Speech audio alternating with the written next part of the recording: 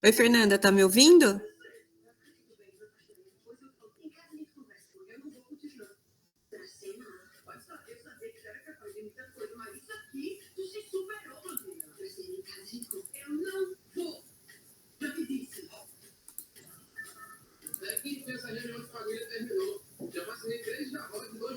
Boa noite, pessoal, tudo bem? Oi, Fernanda, boa noite, tudo bem? Você me ouve bem? Desculpa aí a demora, porque...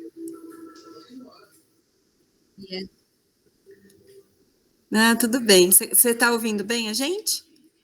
Sim, Você quer testar, compartilhar sua tela? vou compartilhar já. Daí eu já te apresento para todo mundo. Tá.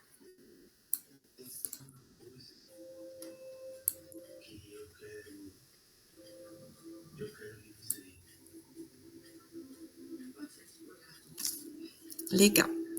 Então eu vou apresentar você.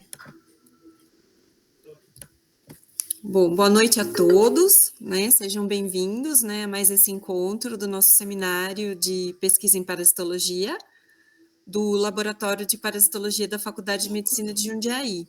Para quem não me conhece, eu sou a Joyce e eu vou ser a moderadora do encontro dessa noite. Então, antes de mais nada, né, aos participantes que estão conosco pela primeira vez, eu gostaria de comentar que esse seminário surgiu de uma proposta feita pela nossa professora, né, a doutora Juliana Quero Reimão, para nós, né, eu, a Tailine, a Gabriela, a Stephanie, né, que somos as suas estudantes, com o objetivo, né, da gente ampliar e aprofundar os conhecimentos sobre o Toxoplasma gondii, né, e a doença que ele causa, a toxoplasmose. E a princípio, né, seria somente um grupo de estudos nossos, né, do Laboratório de Parasito, e semanalmente nós iríamos conversar sobre um capítulo do livro, né, Toxoplasmose e Toxoplasma gondii, né, do Vanderlei de Souza e do Rubens Belfort. E aí, como o nosso grupo era pequeno, né, então a professora sugeriu convidar, né, outros estudantes, ex-estudantes e alguns colegas para estar participando com a gente, né. E assim, esse nosso grupo cresceu e se tornou o Seminário de Pesquisa em Parasitologia. Bom, o tema de hoje é a anatomia patológica da toxoplasmose, aspectos sistêmicos, neurológicos e oculares. E será apresentado pela nossa convidada, a doutora Fernanda Ferreira Evangelista, graduada em enfermagem pela Universidade Estadual de Maringá, mestra e doutora em Ciências Básicas da Saúde pela mesma universidade. Atuou como enfermeira do ambulatório de toxoplasmose no Hospital Universitário de Maringá por mais de 10 anos. É professora adjunta da Universidade Federal do Mato Grosso do Sul e membro da Rede Brasileira de Toxoplasmose. Seja bem-vinda, doutora Fernanda. E antes de passar a palavra, né, para você, eu só gostaria de lembrar aos nossos participantes que, como se trata de um grupo de estudos, não há um espaço para perguntas no final da apresentação. No entanto, caso surjam perguntas, vocês tenham dúvidas ou curiosidades, vocês podem estar encaminhando para a gente via chat, né? Lembrando de colocar seu nome e seu e-mail, que aí a gente encaminha para a doutora Fernanda, aí ela pode responder posteriormente para vocês. Eu peço também a gentileza que todos mantenham, né, as câmeras e os microfones fechados durante a apresentação. E a lista de presença vai ser passada via chat, né, o link, que é uma lista virtual, então não esqueçam de preencher corretamente. O certificado, ele é emitido ao final de todo o nosso seminário, né, das nossas 16 semanas, né, desde que o aluno possua 75% da participação. Doutora Fernanda, muito obrigada pela presença, fique à vontade para você compartilhar, né, a tela como você já compartilhou, né, e colocar no modo de apresentação, e iniciar a sua apresentação. O seu tempo é de 45 minutos, tá bom? Ok, então, deixa eu colocar em modo apresentação aqui. Bom, então, boa noite a todos, eu sou a Fernanda, agradeço mais uma vez pelo convite. Não tá uma aula muito bonita como eu gostaria de ter feito, porque realmente essa semana estou muito atarefada, mas eu tentei colocar os mais detalhes e ser bem objetivo. Vamos lá, então.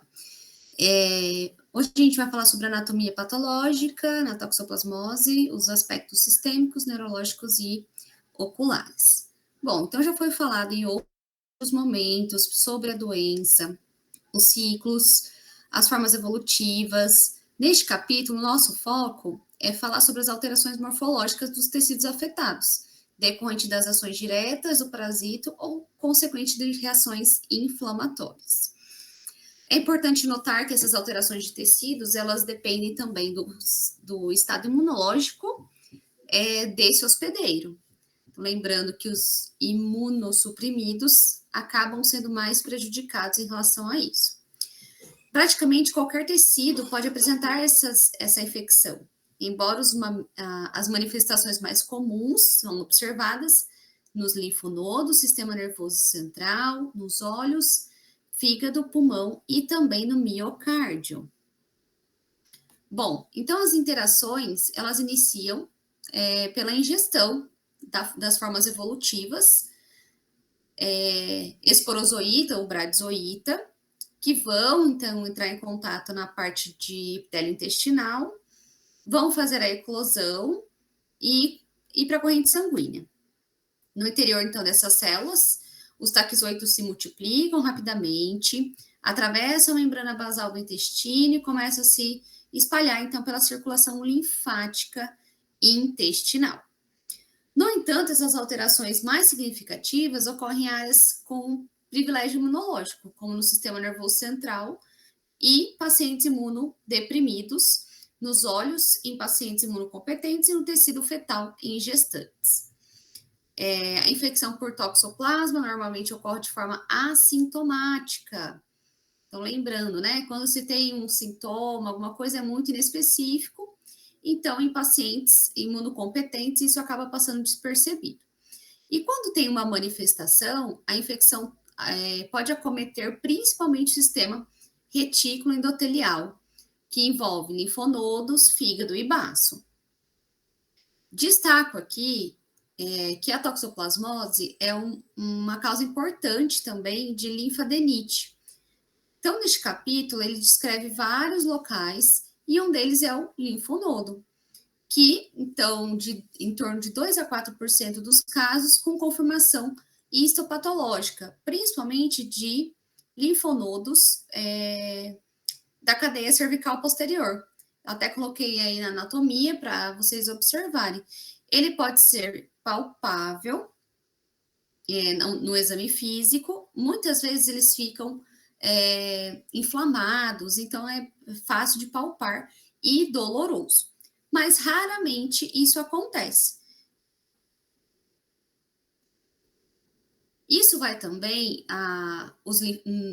no linfonodo, né, ocorre essa atividade mitótica com a presença de fagocitose de debris celulares, que normalmente não se encontram necrose, nem supuração, ou também células gigantes. Isso que vai diferenciar na hora da histologia, né, na hora de avaliar essas células. Além disso, a distensão de seios subcapsulares e trabéculos que causado, então, por células monocitóides. Aí eu trago aqui para vocês uma aspiração com agulha fina desse linfonodo pode ser um auxílio, né, um auxiliar para fazer diagnóstico de toxoplasmose, então, nos linfonodos. Então, a aspiração por agulha fina é uma opção diagnóstica que fornece sensibilidade de até 81%. E a especificidade também bem elevada. Então, a gente observa essa trabécula com um leve aumento, né? Os seios paritrabeculares, aqui, ó, se originam, os seios subcapsulares, e eles vão estar aumentados, tá? Essa coloração mais escura, arroxeada, aqui vocês conseguem observar que ele tá bem alargado.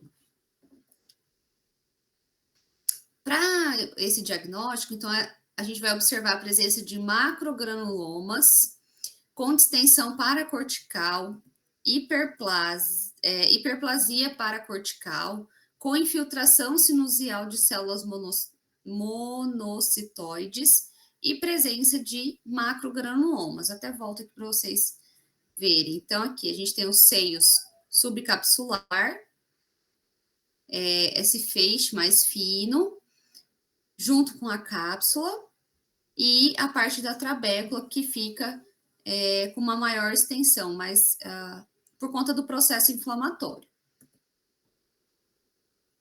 As alterações agudas observadas em órgãos específicos são basicamente decorrentes de necrose de células individuais infectadas por este parasito. Então, os taxoítos eles se multiplicam no interior da célula, levando à morte celular e liberação do parasito nesse parênquima tecidual. Então, novas células são infectadas. Aí eu mostro aqui para vocês um tecido viável e um tecido necrótico. Então, olha a diferença, né? Na coloração, até mesmo na coloração dessa lâmina e o desenvolvimento, a estrutura celular. Ele é diferente no tecido viável do tecido necrótico. Trouxe também um artigo que tem como título Achados anatomopatológicos de Toxoplasma gondii em Lagotrix, na região amazônica brasileira. Eles fizeram um estudo com esse primata, né, é um relato com uma necrópsia no primata, e eles observaram o edema pulmonar, o aumento do tamanho dos linfonodos mesentéricos e também submandibulares. E aqui, nessa foto, dá para observar o tamanho, né, como estava bem aumentado esses linfonodos. Ali, aqui já mostra também exame da necrópsia, com pulmão edemaciado deste lado, e aqui os linfonodos. Quando a gente vai falar de fígado, o envolvimento hepático ocorre no início do processo infeccioso e é mais comumente associado à infecção congênita. Essa hepatite, né, a inflamação do fígado, é mais comum quando a infecção se deve a uma cepa bem virulenta, mais virulenta da toxoplasmose, porque a esplenomegalia, ela é rara, porém, pode acontecer, principalmente quando se tem infecção congênita. É observado também, já no ultrassom é possível observar esse aumento, e aí, consequentemente, né, segue o diagnóstico dessa gestante. Outro ponto importante, quando a gente faz uma biópsia ou coleta de material, é importante observar que no fígado, esse quadro de hepatite toxoplásmica é caracterizado por extensas áreas de necrose, porque o parasito ele vai fazer aquela morte celular, né, com a sua multiplicação, e aí também tem a presença de células gigantes, que consequentemente é a parte imunológica agindo. Então, linfócitos e plasmócitos também compõem esse infiltrado inflamatório.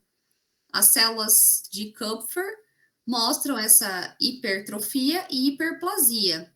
E aqui a gente pode observar, né, os taxoítos dentro do citoplasma, células bem aumentadas e o processo inflamatório juntamente com a necrose. Então, a morte celular vai acontecer de forma adjacente. Geralmente,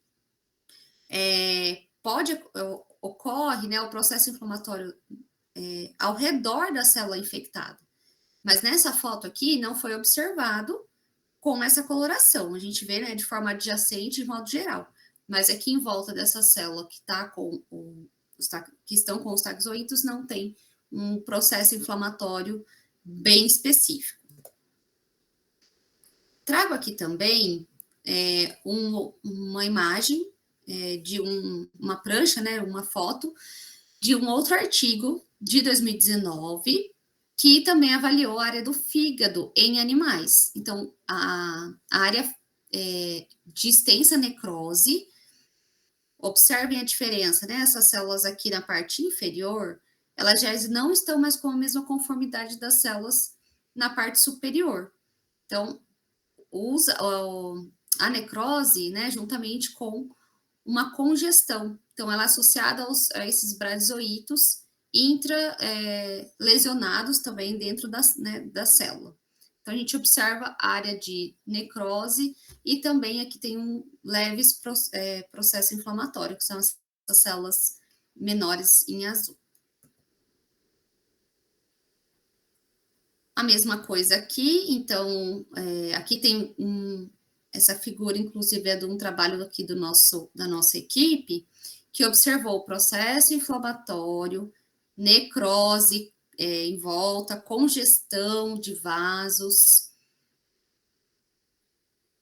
E aqui, até dei um zoom, que foram vistos taquizoítos no fígado. Então, existem, as formas evolutivas podem ser tanto os bradizoítos quanto os taquizoítos, para ser observados no fígado, depende, né, de cada estudo. Então, o processo inflamatório e congestão também foram observados. Então, nessas pontas de seta, a gente pode observar células com núcleo picnótico, que é um processo, né, a célula entrando em morte, e também o processo inflamatório onde está apontado com a seta preta. E a congestão, onde está o asterisco. Então, isso daqui também foi observado em fígado de camundongos. Quando a gente fala de músculos, não é muito comum, não tem muito trabalho realizado com pesquisa de toxoplasma em músculos, principalmente esqueléticos. Então, o achado típico do acometimento muscular por Toxoplasma gondii é a necrose de fibras individuais infectadas pelo parasito com proliferação dos sarcolemas e também infiltrado de macrófagos, linfócitos T e, ocasionalmente, neutrófilos. Então, aqui, ele trouxe uma imagem, né, com pseudocistos, que podem ser vistos sem despertar nenhuma reação inflamatória, assim como também em outros órgãos. Então, observem que em volta, a célula, processo inflamatório, geralmente ele fica arroxeado, as células ficam, né, dependendo da coloração, como aqui, era para ficar cheio de células aqui em volta, porque é um processo inflamatório. No caso dos músculos, pode acontecer de não despertar essa reação inflamatória. E as fibras musculares adjacentes ficam normais. Então, eles têm a presença, né, do pseudocisto e não tem nenhum processo inflamatório ao redor. Porque o músculo, raramente, é mais difícil ter a presença do sistema imunológico nesse local. E depende, então, do tipo de músculo, né? Músculo esquelético, músculo cardíaco. Então, depende de cada local, ele vai se comportar de uma maneira diferente. Então, músculo esquelético, né? O que a gente pode observar nesses achados? Necrose muscular, acentuada, difusa, caracterizada por fibras hipereosinofílicas com perda da estriação e também fragmentação citoplásmica. Então, a gente pode observar aqui nos asteriscos. Essa figura eu também trouxe de um artigo, nem coloquei a referência aqui, mas eles fizeram a pesquisa em porcos e observaram essas alterações. No caso de pulmão, quando a gente fala em pesquisas também, né, em avaliação dessa parte histopatológica, é raro acontecer uma infecção, né, uma pneumonite toxoplásmica. Mas, se pesquisado, né, pode ser que exista esse infiltrado, essa invasão do parasito nos pulmões. Então, o que a gente pode observar? Encontra-se uma inflamação intersticial e intraalveolar, com uma proliferação por pneumócitos, muitas vezes infectados. Esses septos alveolares se tornam hiperemiados pela inflamação, por conta da infecção. Os taxoides podem ser vistos também dentro desses focos de necrose. Como método diagnóstico, pode ser realizado um lavado bronquioalveolar com a visualização direta e também esfregaço, ou até mesmo uma punção, uma biópsia do local. Mas isso é muito difícil de ocorrer, tá? De fazer essa observação direta. Geralmente é feito com histopatológico, né? Cortes histológicos, para fazer a observação. Então, no caso do pulmão, nessa imagem, os pulmões, eles mostram uma área focalmente extensa de necrose, com bradizoítos intralesionais, ou, né, mostrando ali dentro o bradizoíto no pulmão, causando essa pneumonite. E áreas de necrose, juntamente com pontos, né, de processo inflamatório. Os septos alveolares estão acentuados devido a essa proliferação. E os espaços alveolares, então, são preenchidos com grande número de pneumócitos livres, células do tipo 2. Então, a gente observa que as células já estão mais esbranquiçadas, consequentemente, aqui, ó, em volta, né, um processo inflamatório maior também, e uma congestão, uma congestão, né, leve aqui, ó, presença de sangues e as células bem aumentadas já, com espaços, né, aumentados nas células. É observado também focos inflamatórios, linfomonócitos, congestão de vasos nas pontas das setas e edema alveolar, que é representado pelas setas azuis. Então, são achados possíveis, né, na parte pulmonar. Além também de congestão capilar, com o espessamento dos septos alveolares e a desorganização da arquitetura. Então, o pulmão deveria ser assim, né, no começo ali da infecção, e aí depois conforme vai passando o tempo, né, o tempo da infecção, ele pode ser encontrado essa diferença, né, da histoarquitetura. Além desses órgãos descritos, a toxoplasmose pode causar infiltrado inflamatório semelhante no coração, no pâncreas, glândulas adrenais e também parótidas.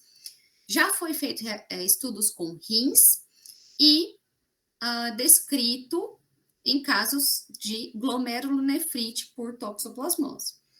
Além disso, além dos rins, já foram estudados também os testículos. Então, quando os testículos são afetados, encontra-se necrose extensa associada ao infiltrado inflamatório, juntamente com polimorfonucleares e eosinófilos.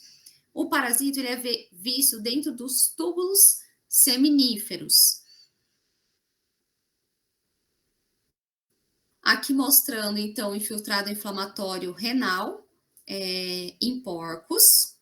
Então, observem, as células ficam bem juntas, caracterizando esse processo inflamatório.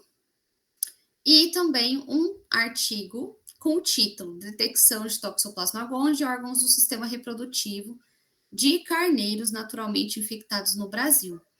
Então, na sorologia, foram detectadas as amostras positivas. Na PCR, realizada nas amostras de testículos e epidídimos, dos 12 animais que foram positivos, detectou-se o DNA de Toxoplasma gondii em uma amostra desse epidídimo, que corresponde a 8,33%. A identidade molecular foi confirmada através desse sequenciamento, com sequenciamento genético e armazenado, então, em banco. Outro estudo também mostrando a presença de toxoplasma em testículos, com a presença de corpúsculos e a infecção. Caso raro de toxoplasmose testicular em paciente submetido a transplante renal há 6 anos, com sorologia negativa para vírus do HIV e também no sistema sem toxoplasmose sistêmica. Então, um caso muito raro, né, de transplante e a infecção. Quando a gente fala de envolvimento neurológico, a gente consegue diferenciar entre congênita, essa parte neurológica congênita, e adulta. Na forma congênita, ela é caracterizada pela necrose periventricular secundária, que também tem um acometimento vascular na forma de perivasculite e também tromboses. Durante a macroscopia, nota-se vários focos necróticos, hemorrágicos e não hemorrágicos de até 4 centímetros. Então, quando a gente vai observar um aborto ou pesquisas com infecções com animais, quando faz a observação macroscópica, tem a presença de uma grande quantidade de pontos hemorrágicos.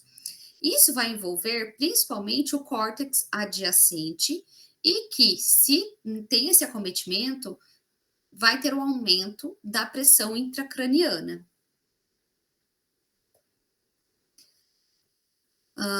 Observamos também focos necróticos que mostram a infiltração de monócitos, linfócitos e plasmócitos, e recomendam-se cortes histológicos mais finos, devido ao tamanho desses bradizoítos, para facilitar a visualização. Quando as células infectadas estão completamente preenchidas por taxoítos, elas assumem um contorno irregular. Lembrando que quando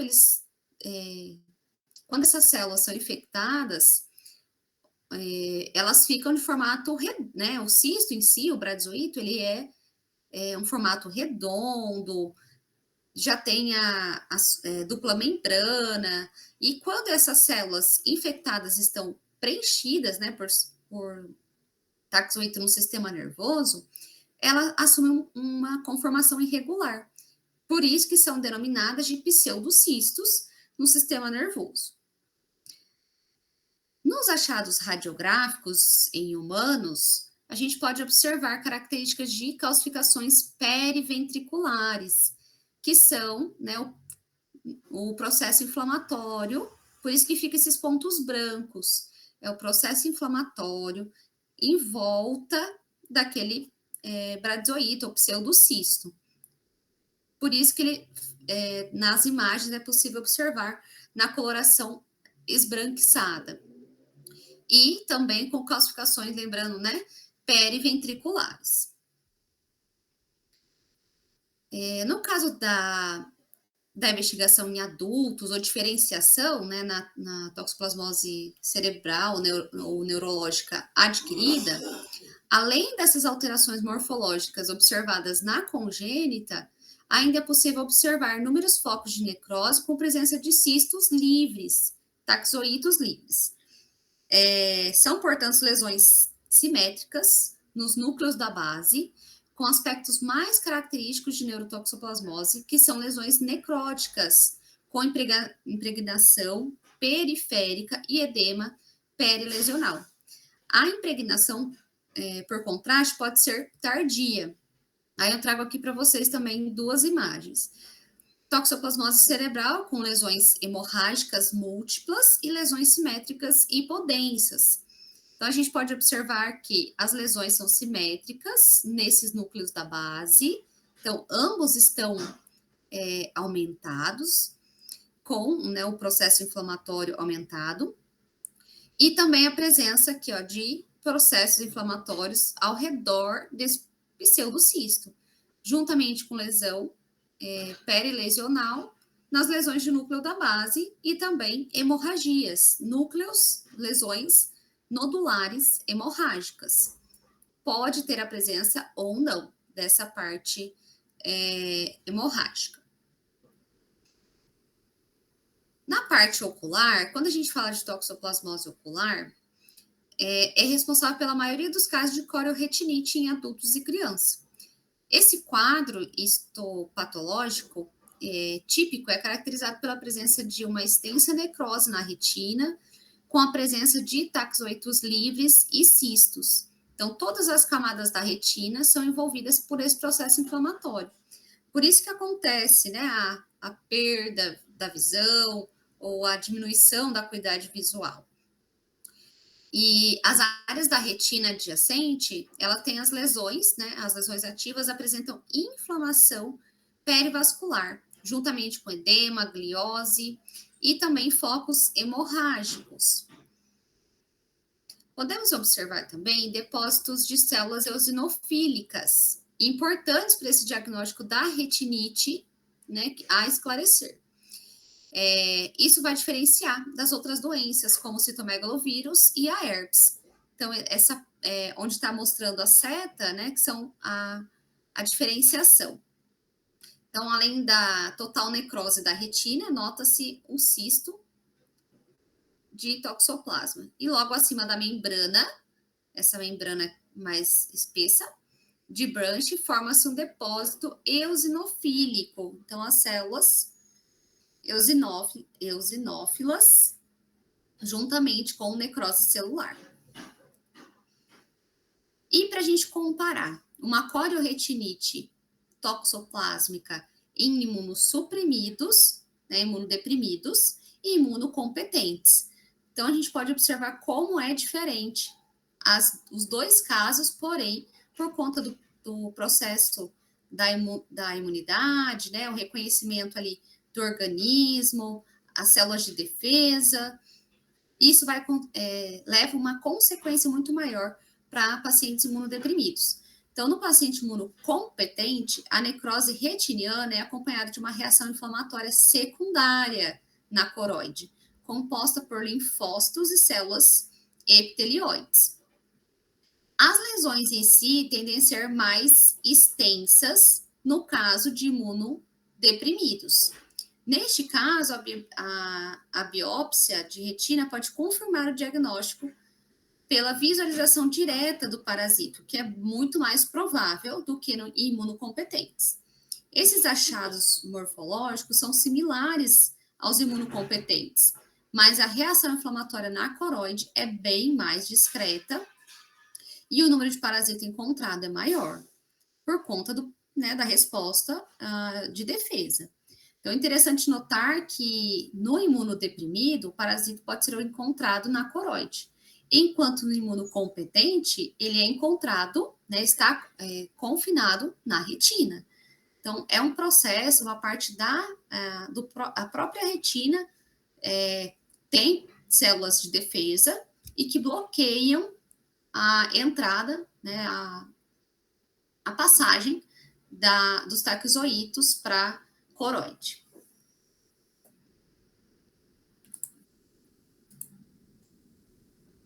Miocardite. Pouco se tem estudos com relatos de miocardite por toxoplasma, né, por infecção de toxoplasma gondii. Geralmente a miocardite ela é secundária à infecção direta dos miócitos pelo parasito. Então, na macroscopia, sem olhar em microscópio, né? Na macroscopia, o coração ele adquire um aspecto globoso, flácido. E quando encontrado nas fibras musculares, esse cisto assume uma forma alongada, diferente do que a gente está acostumado a ver. Da forma arredondada, né? Com borda bem definida. Então, geralmente, ele fica alongado, seguindo a fibra cardíaca.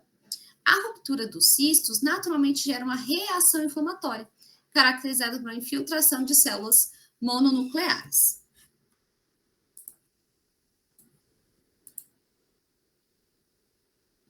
Então, aqui a gente pode observar uma miocardite extensa, onde está bem essa seta. E aqui também, ó, todos esses em rosa são cistos ou processo inflamatório em volta, esses pontos mais escuros. Então, a microfotografia, agora em maior aumento, exibe os taxoítos entre as fibras musculares cardíacas. Então, a conformidade é diferente do que a gente está acostumado a ver, redondinho, né, com bem definido. Então, os achados de miocardite são diferentes. E no caso da toxoplasmose congênita, a gente vai observar a placenta.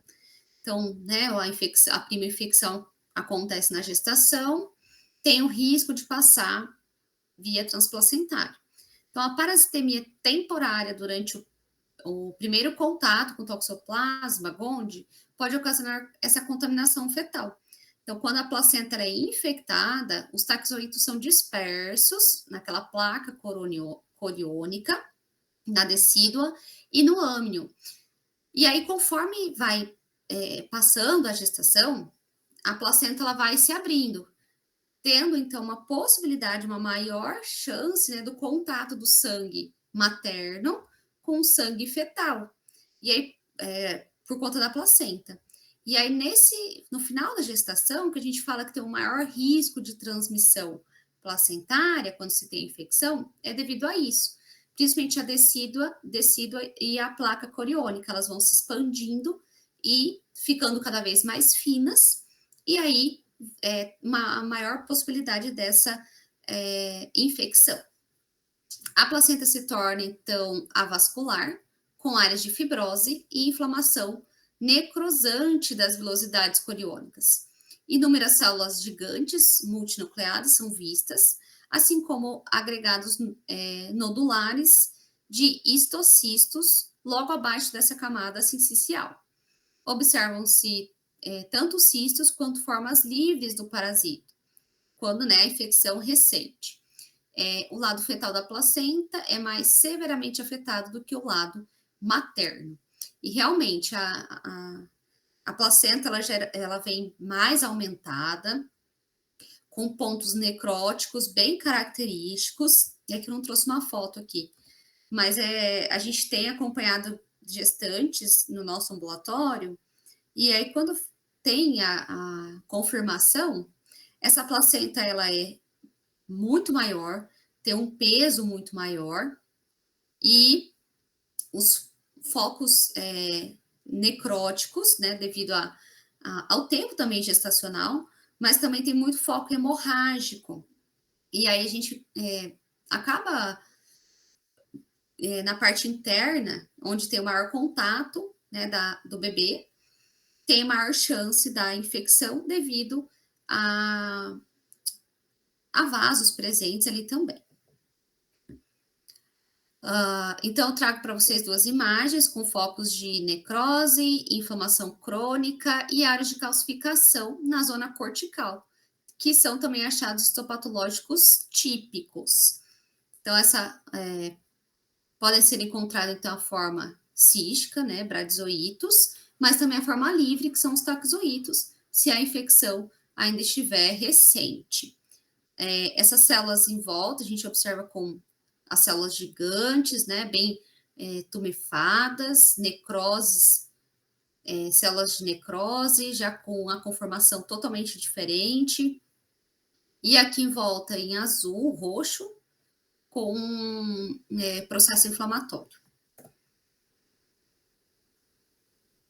Outra característica bem importante, que já tem estudos falando de infecções congênitas, não só toxoplasma, mas também outras infecções que apresentam células de Hofbauer.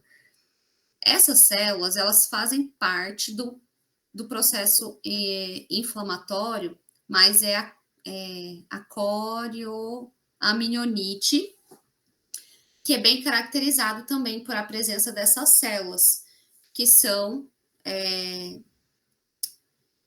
essas mais grandinhas, né, brancas, assim, são células aumentadas, e em marrom, né, que são congestões, tá, são hemácias, mas as células, elas estão bem aumentadas, bem arredondadas, ó, são características de uma corioamnionites, né, a placenta, então, com o processo inflamatório aumentado devido a uma possível infecção. A mesma coisa aqui, então, o asterisco, né, mostrando a célula aumentada, corpúsculos também arredondados, e em volta um espessamento das células da placenta no contorno, né, dela como um todo.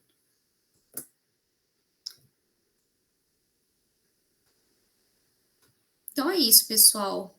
Eu gostaria de ter apresentado algo mais bonito e visível, mas eu trouxe